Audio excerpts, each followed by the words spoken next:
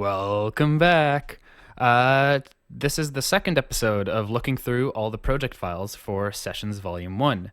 Today, we are leaving Pro Tools land for a little while, and instead I have gone to one of my backup drives and scrounged up the FL Studio project for track 2, Terminal. And you might think, well, why are we looking at FL Studio? What happened to Pro Tools? Isn't that what we're going through? And yes, we'll get to that. But after that intro track, all the other songs that come after it have a lot more complexity to their arrangements, the songwriting process, the sound design. And I figured that it would likely be beneficial to at least briefly go through some of the pre-production stuff before we get on to all the actual mixing details. So here we are in FL Studio.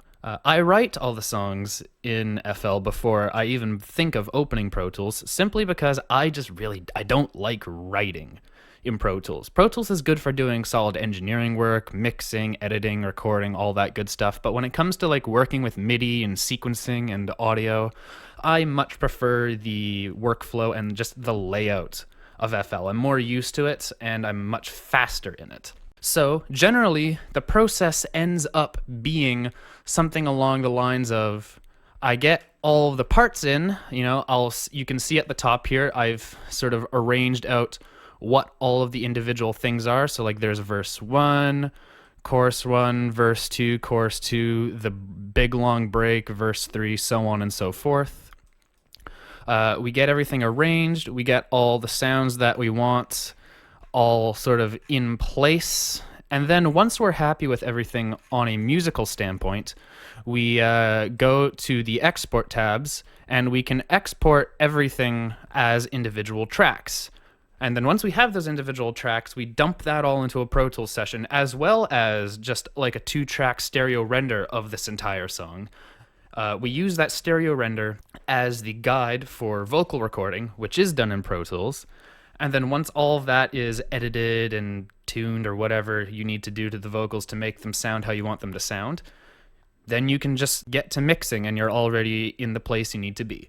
But everything before vocal recording and mixing is all done here in FL Studio because it's just easier. So, that said, let's start taking a look at this song. It's a longish song. It's about 5.5 minutes. So, all the parts. We have our little 12-bar intro, explicitly designed to just sort of introduce parts. You can see we have the percussion sections, which is everything here through to here. So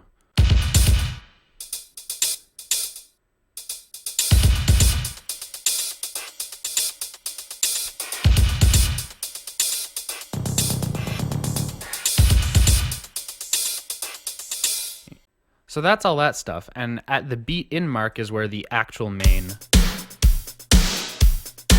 drums come in that we hear throughout the rest of the song.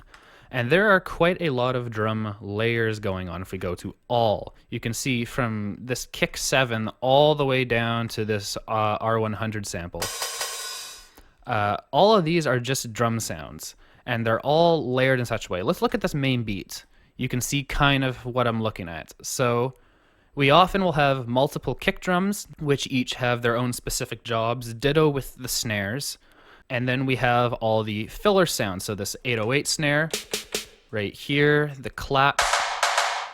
And then we have cymbals. So hi-hats, crashes, rides, reverses.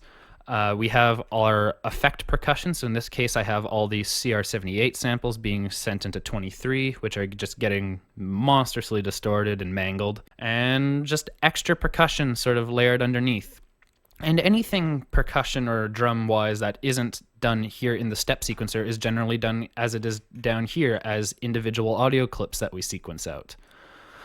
This often happens if you have like long loops of audio that you are wanting to sort of chop up and arrange on its own outside of the world of the step sequencer, such as this like metal clanging stuff going on down here.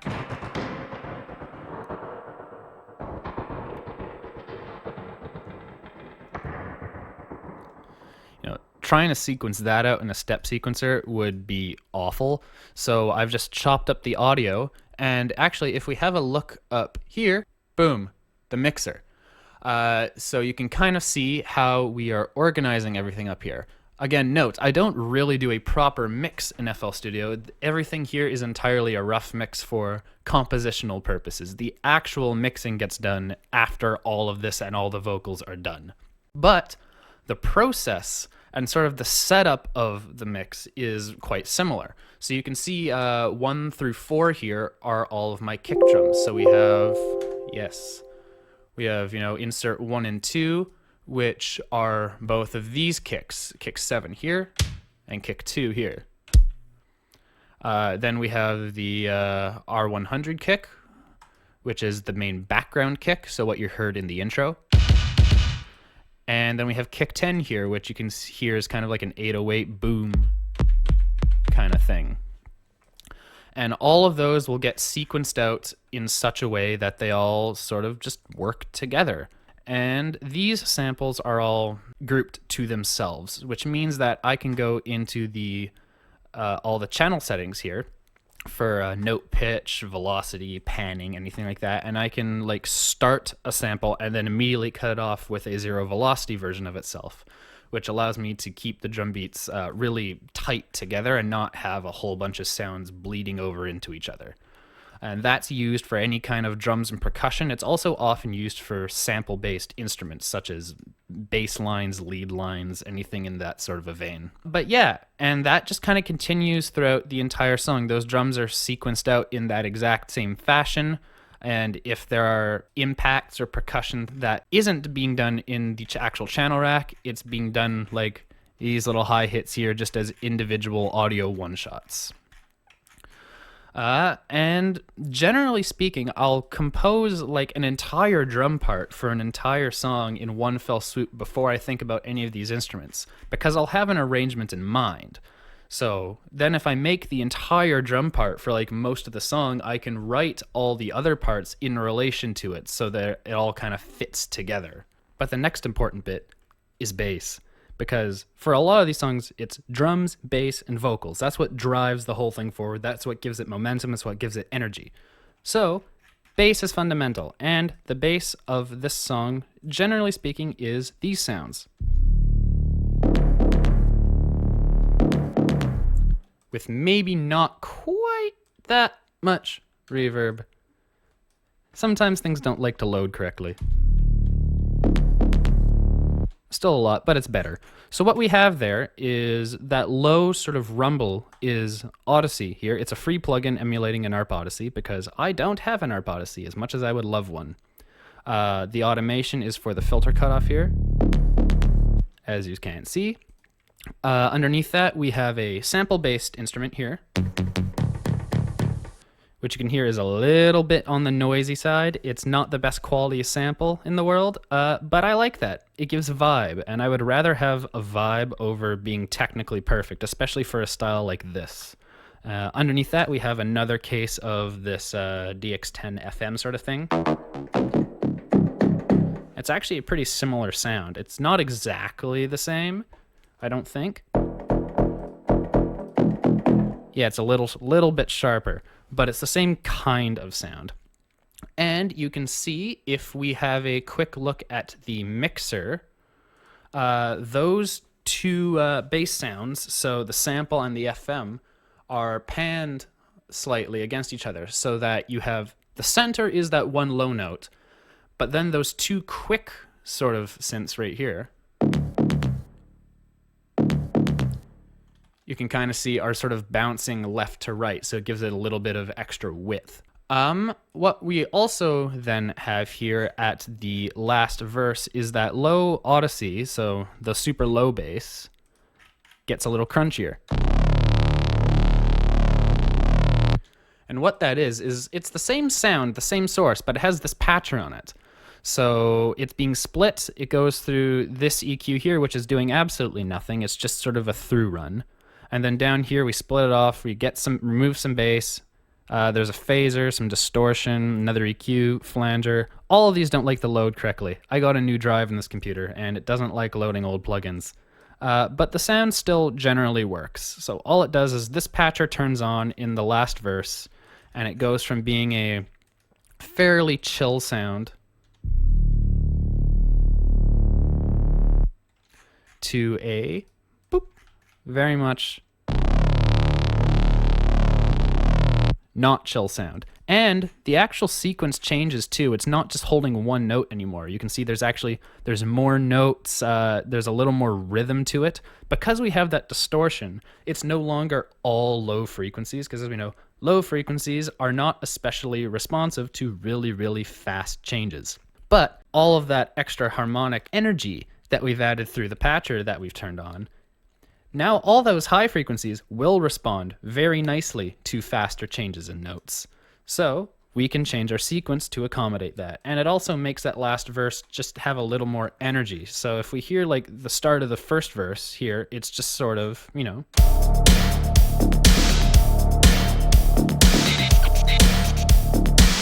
cool. But then if we go to the third verse, having that little bit of extra crunch and faster notes gives it a very different kind of sound.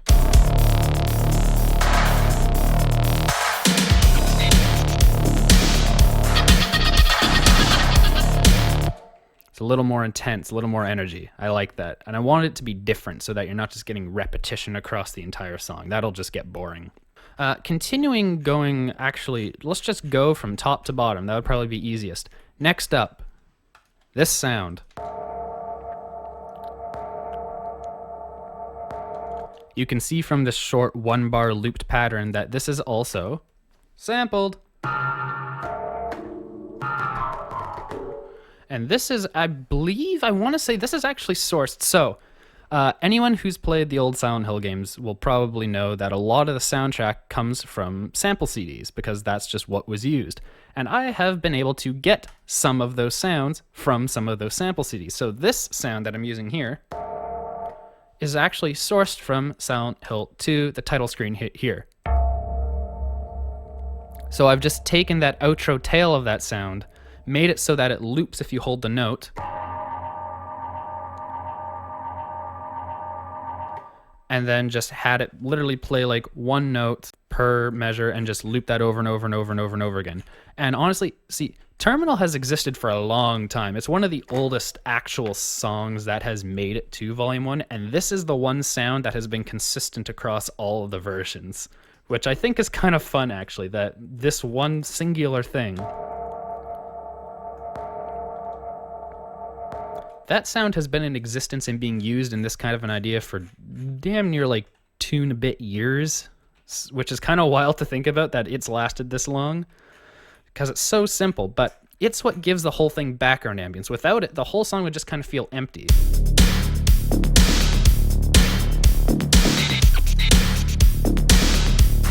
But add it back.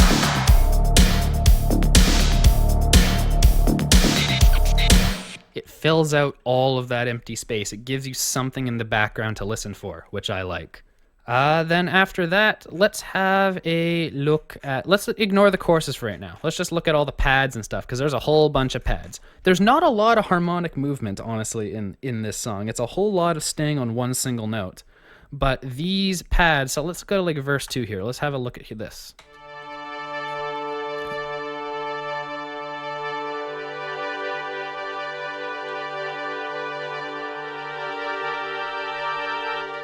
What we have here is this sound,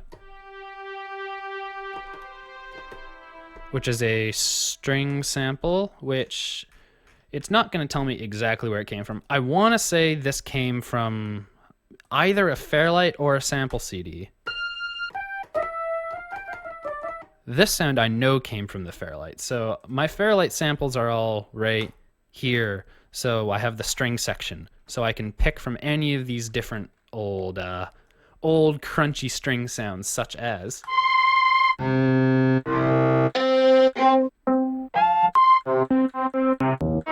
or better yet, the Legend. Yeah, there we are. And then again, you make those loopable, and then you can just play full-size chords using these one-shot samples. And that's what I've been doing a lot. And I've just been like layering like 2, 3, 4 of those different samples on top of each other and have them play chords that are not exactly the same, but are at least in the same spirit, so they all complement each other.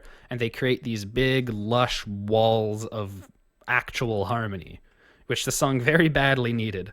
And you can kind of hear that all in action, especially if we look, let's say, at the second half of verse 1.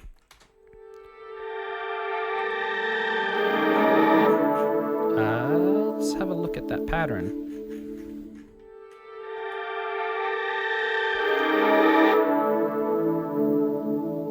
So we have this sound here.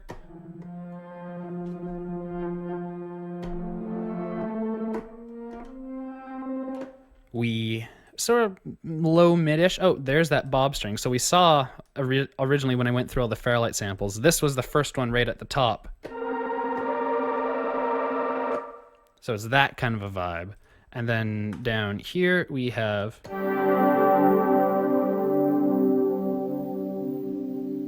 that, which actually does not come from either the Fairlight or any of the Silent Hill samples. This just comes from its own sample CD. I want to say it's either from the MS-2000 pack or the Ethereal Atmospheres pack, which if you look these up, you can probably find these samples online somewhere. I know I did. I got them for free. I got all these for free, which is pretty nice. But yeah, you can just layer all these different sounds on top of each other, and suddenly you have this big, luscious wall of pads, which is what you need to fill out sound.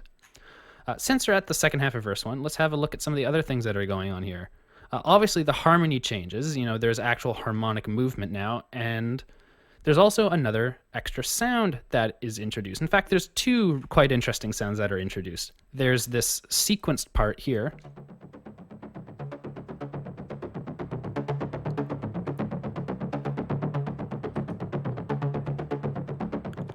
which was added because if you listen to the actual rest of verse 1,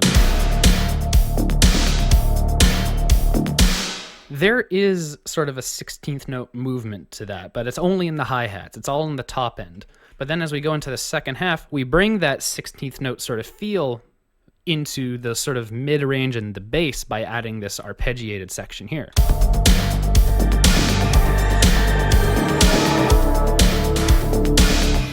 And again, just makes the whole thing feel like it has a little lift of energy, which is good.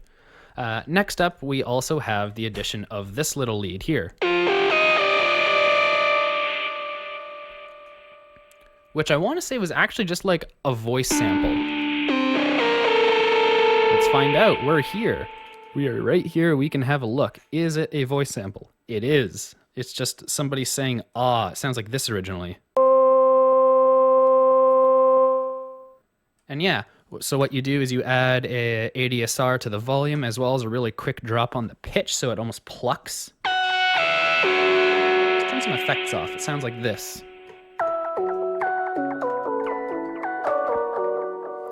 Nice. Then really the actual effects that are used on it. Here's the sound with no effects on it. Here's it with effects. So what there is here, there's a simple EQ to just make it a little less full range. We make it entirely mono, which isn't working right now because of course it isn't. A bit crusher to give it a little bit of extra crunch on the top end there, especially for the higher up notes. You can hear how that sounds sort of aliasy. Another EQ to just rein that in. Limiter to get a little bit of extra juice out. What we're doing is we're using this kind of as a brick wall. So we have this set to -6 and then we're pushing gain into it. And then all of that then gets put into a guitar amp to make it all messy and crazy and distorted. And that's what gives you that sound. And yeah, and that sound reappears here in the break as well as sort of a counter melody to all the other parts going on. So like right in here.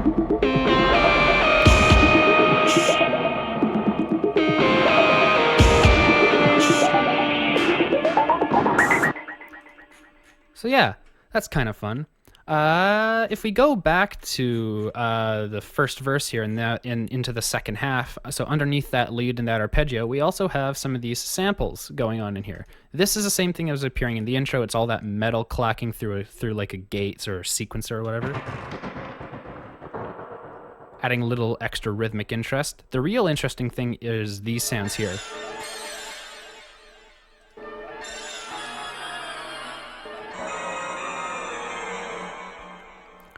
What that was is that came from an old big band recording. I don't even remember what song it was, but there was a little horn line that I really liked. So I snipped it out, plopped it into here, and have been messing around with it and sequencing it out so that it wasn't just the horn line. It would change in sort of what sound was in what time. Obviously, you can hear it changes in pitch and speed. So this first one is pretty fast and high pitched. Here it's a little lower, a little slower. And then lower and slower still. And you can hear that all of those sounds have a bit of crunch on them. I can't really show you that in real time because it's not happening in real time. It's baked into the sound. But what I'm doing is whenever I sample things, instead of taking it in just as the audio file itself, what I like to do is I like to record it through a bit crusher of some sort. So if I just open up on this other screen here, here's a bit crusher. So what I would do is I would have this on my input chain and I would actually record through it, which I know it sounds like a terrible idea. You know, don't you want to record like a high quality piece of audio? And normally, yes. In this case, no. Because what I want to do is I want to impart some of the crunch that you get from this bit crusher into the sound itself so that when you start pitching it up and down, not only is it going to like play back faster and slower, but it's also going to take the aliasing that you get from this bit crusher and pitch it up and down as well in relation, which means if you play higher notes, it might sound great, but as you move lower and lower and lower into register, you'll get more and more of that really crunchy, weird top end.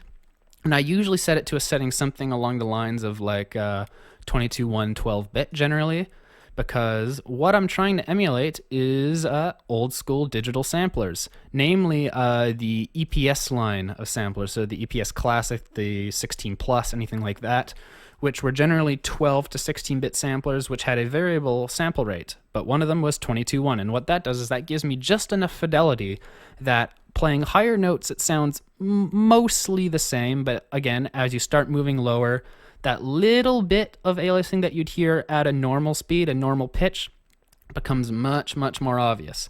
And I'll record through that so that I don't need to do it afterwards, and then all the sounds that have been recorded through that, as I play it up and down the keyboard, I get that sound that moves with it, which is cool, and I like that.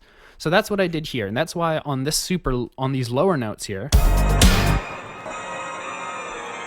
you can hear it has that sort of really high-end shimmer to it. That's because that was recorded through a bit crusher. I'm curious about what these sounds are I just saw here.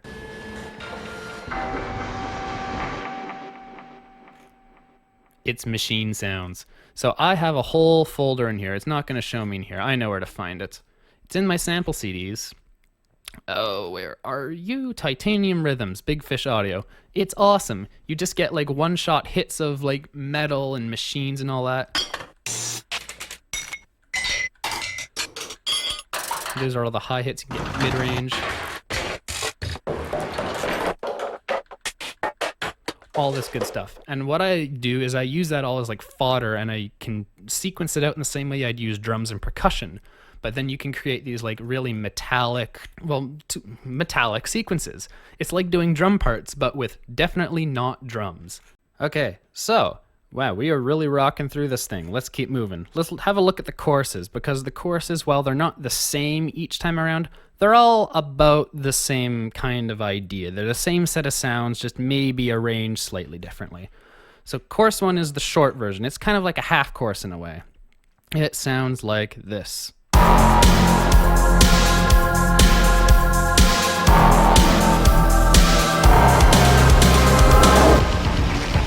Good to be back in my den, in my old rags. Something like that. Obviously, these voice samples actually came from a radio show. Cap's Last Tape, as you can see, is titled right there.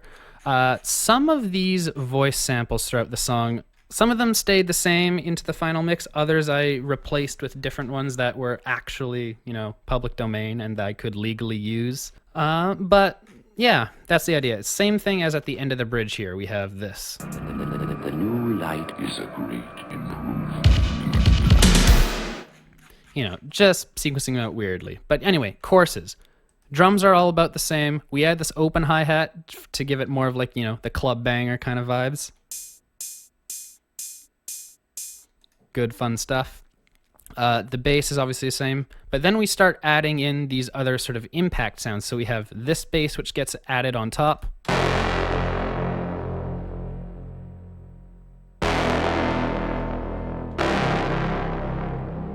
That was sourced from my Roland SCO2, so it is actual real analog.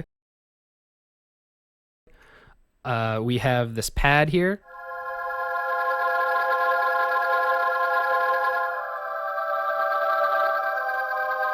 Again, another sample-based instrument,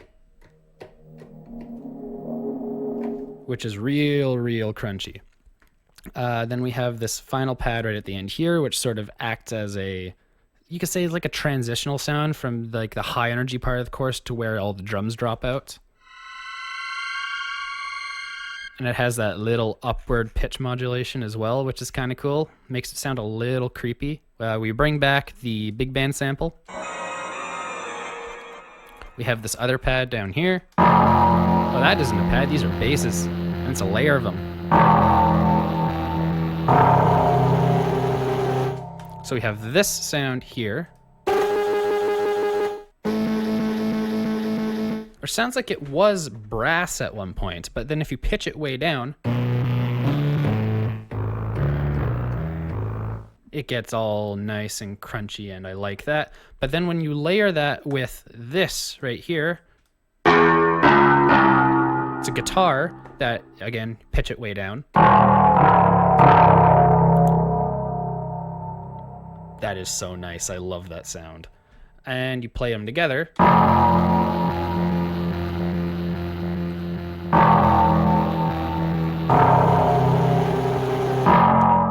And yeah, that becomes the bass. You layer those sounds with the main sort of low ARP Odyssey sound plus the SCO2.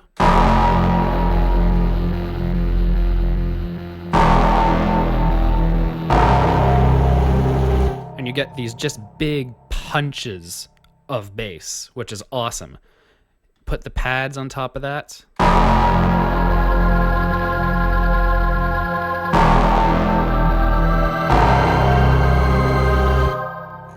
Very nice. And then what's this guy down here? Just a riser. Multiple risers. Again, more intensity for when everything drops out here. You can see we still have a little bit of drums when it drops out. Using that fill kick right up here. We have this little filler bass lines. Using the FM again. We have this sound.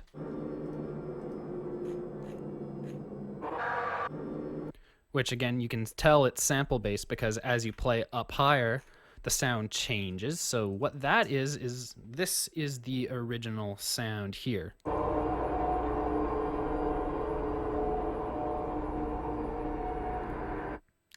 Real nice and creepy, but then you can play around with the pitch. And it acts, again, just as background ambience. It fills out space. Same with this toolscape right here.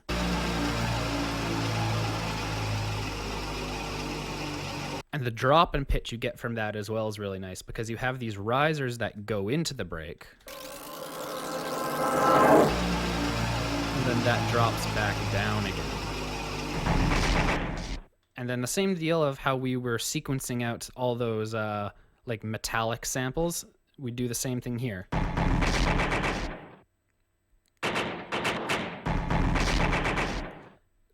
And that just makes sure that even in this break where a lot of the drums have dropped out, there's still some sense of rhythm and sense of forward momentum. It doesn't just come to a complete dead stop. Verse 2, here's something interesting. There's another part in here that wasn't in the first verse. Sounds like this.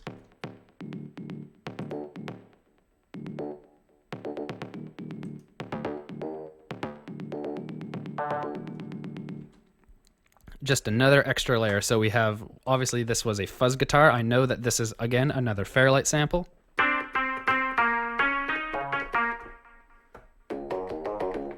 So it's a guitar sample, again, with an ADSR on. Same down here, it's a clavinet with an ADSR on.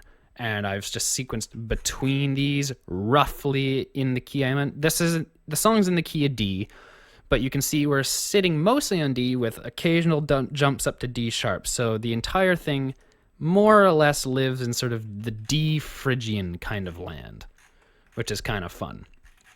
If we go to the second course here, it's all mostly the same stuff with a few added things. Firstly, we have this little pad here, which grows in the second half in between where the big bass hits are.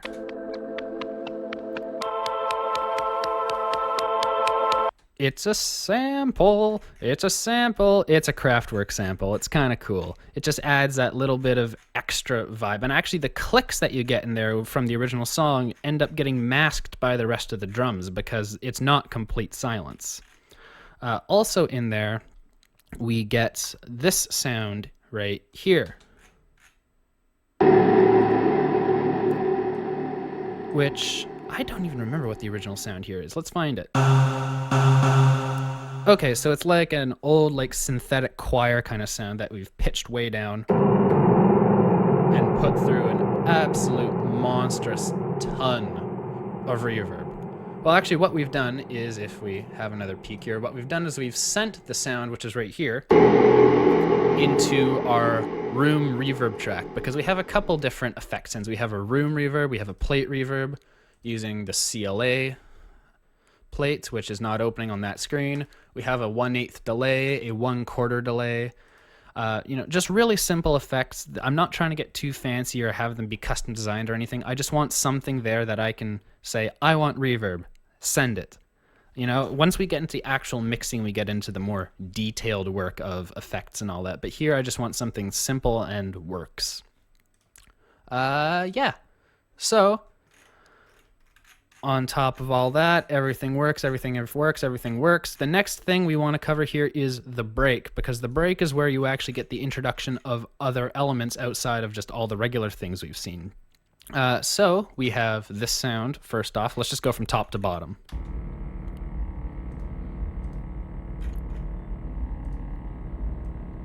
Fridge hum at Laketown. Okay, so I was working a festival over on Vancouver Island, and there was a fridge underneath the stage that held like coolers and beer for the artists and all that, and it had a hum, a real loud hum. So I recorded the hum and can loop it, and because it's a steady pitch, you can use the hum of a fridge as a bass, which is what I've done here. Then underneath that, we have this sound here. It's a little sequenced bit.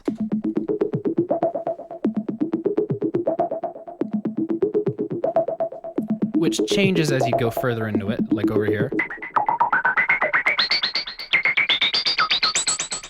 That also comes from my Roland SCO2. What I've done is I've just cranked the filter resonance up super, super high, and then can play the filter cutoff as well as the cross modulation from the third oscillator, which happens right at the end here. You can hear it becomes sort of noisy rather than just a straight tone.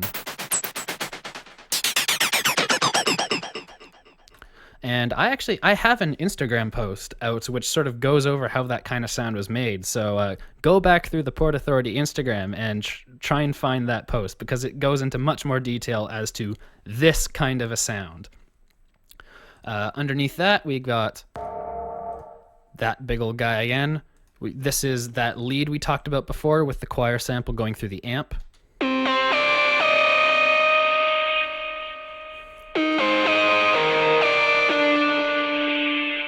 Good stuff.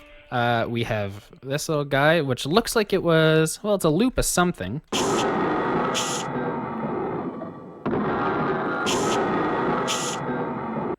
Yeah, so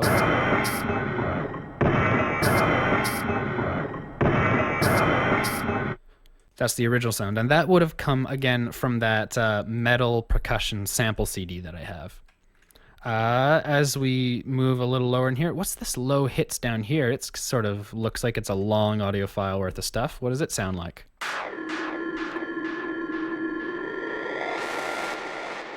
That's also an SCO2. It's doing the same strategy as the sequence was at the end here, where you have the oscillator cross-modulating the filter cutoff.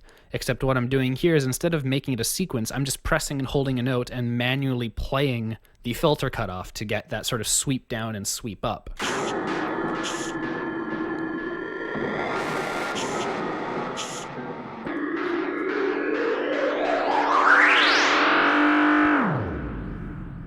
Oh, that's kind of neat. You can hear that is a delay. So the Roland SCO2 has a digital delay built into it, which is really quite nice because that means you can actually crank the feedback so it never actually goes silent, and then play the delay time, which makes sounds sort of speed up and slow down in that kind of way. I like doing it on vocals, but you can do it on any sound.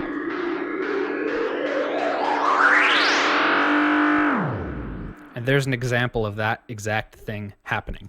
Second half of this first little build into the break, we get this bass sound here.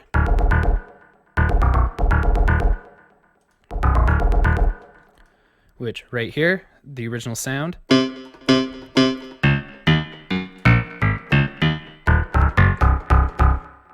Not especially complicated, and it's just this nice little 2-measure sequence that we loop over the second half here.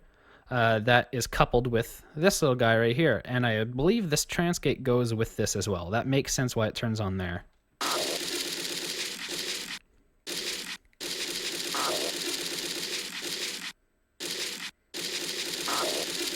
Again, same deal as what we've been doing before. We're sequencing out sort of machines and just metallic loops and stuff, and it's acting as another layer of percussion that isn't just the regular percussion. All that here, though, we actually do get drums back. They sort of drop out at the start of the break and then come back here.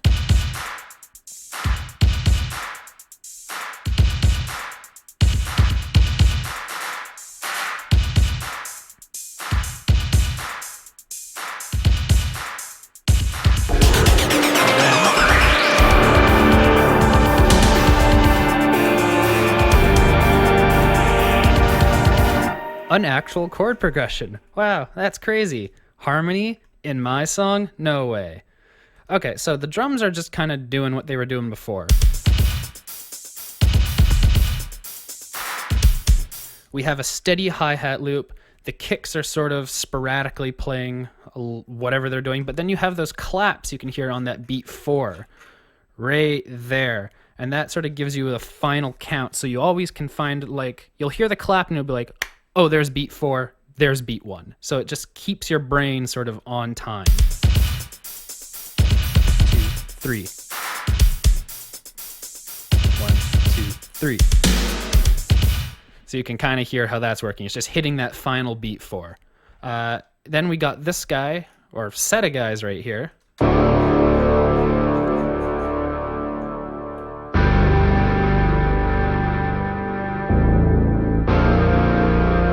So we have the bass, which original sound. I want to say that's a brass section. It's not even just like a single brass. It sounds like this originally.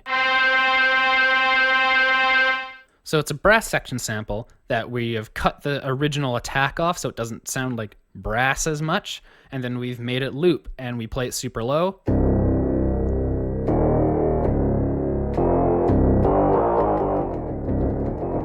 And it's a bass. And then on top of that, we didn't use an actual guitar for this. We used a sampled fuzz guitar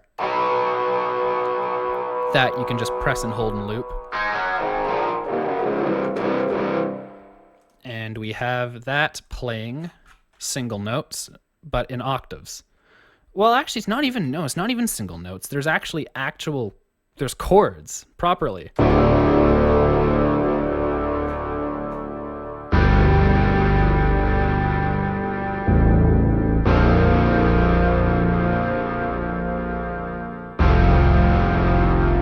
Though, to be fair, they aren't even really full chords. It's either playing octaves or playing fifths. Unless right here at the end where it has that big slide down.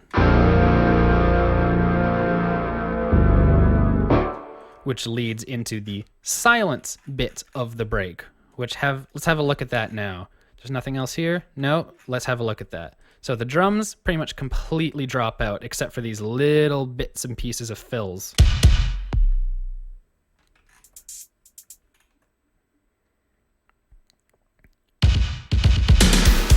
and then you're back into it. I already showed you the vocal sample in there. That the new light is a great. We have a little clip from a Throbbing Gristle song because I wanted some ambience, and it was perfect ambience. It is slowed down a monstrous amount, though. Like almost 300% slower than the original sound was, which was kind of why you hear like the audio stretching artifact as that plays. It doesn't sound normal. But it's kind of tucked behind everything, so it's sort of irrelevant if the artifacts are there. Then under here we have these extra sounds. This little choir.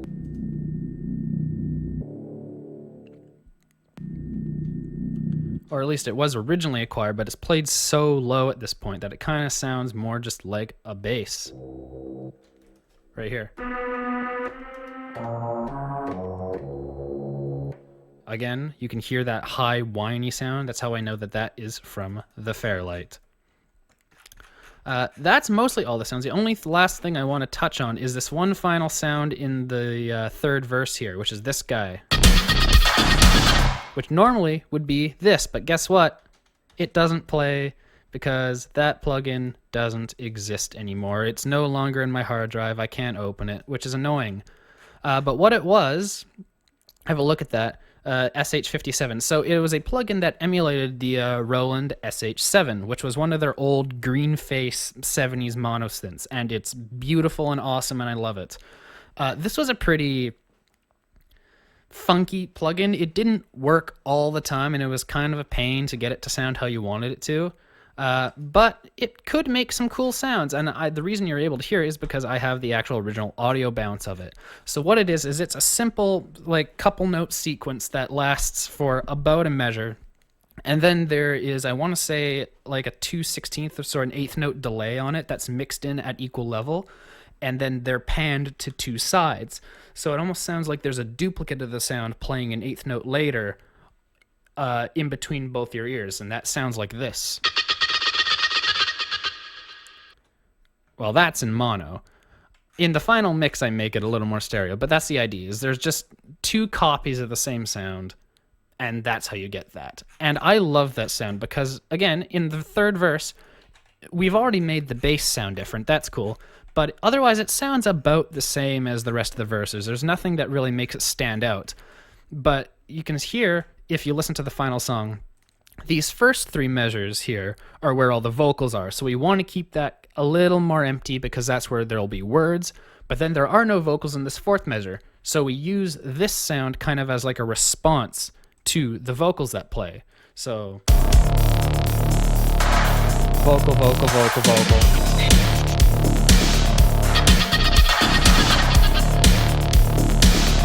And it happens again over here as well. Going into this final chorus, we bring back this sound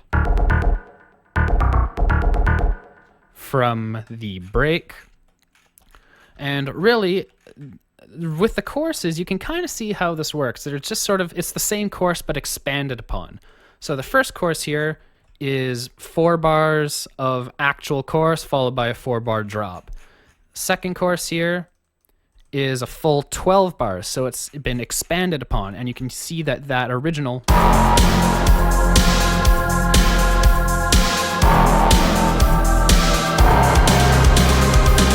happens only once in the first chorus, it happens twice in the second chorus, and then you can see here it happens 3 times in the final chorus. So as you get deeper into the song, the choruses just become a little bit longer, and then a little bit longer.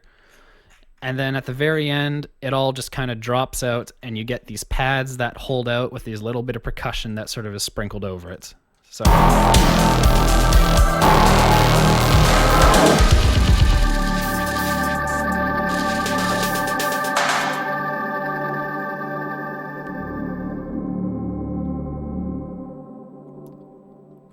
And yeah.